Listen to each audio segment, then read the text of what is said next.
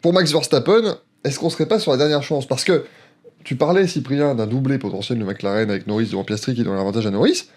Enfin, quand on regarde les deux Grands Prix de Las Vegas qui ont eu lieu avant, le doublé de McLaren, il est pas vraiment convaincant pour le moment. Et est-ce que ce serait pas justement sa dernière chance, là où il a été champion du monde en 2024? Si, il a déjà été titré ici, il a déjà été évidemment très fort ici, mais en même temps, j'ai envie de te dire qu'il y a tellement eu de logiques qui n'ont pas été respectées cette année, je pense notamment à Singapour, où on s'attendait absolument pas à ce que McLaren soit devant, on s'attendait absolument pas à ce que Ferrari soit notamment autant en difficulté, que puis-je vraiment te dire, oui, mais si on se base sur l'année prochaine, je suis pas sûr. Donc en vérité, oui, on a tendance à dire que Max Verstappen c'est sa dernière chance et qu'il a toujours été bon ici.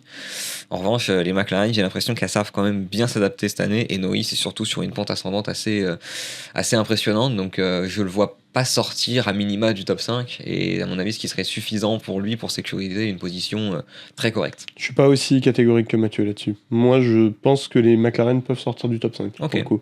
L'an dernier, ils avaient la meilleure voiture en fin de saison, et je crois que Norris fait 5 justement. Piastri est 8ème, il me semble, et puis surtout, à Las Vegas, la voiture dominante, enfin l'an dernier en tout cas, c'était clairement la Mercedes. Et je pense que cette année, ça va être pareil, parce que la Mercedes, quand il fait froid, elle marche. C'est aussi le cas de la Red Bull. En fait, c'est deux voitures qui ont plutôt les mêmes caractéristiques, qui réussissent bien dans des conditions fraîches.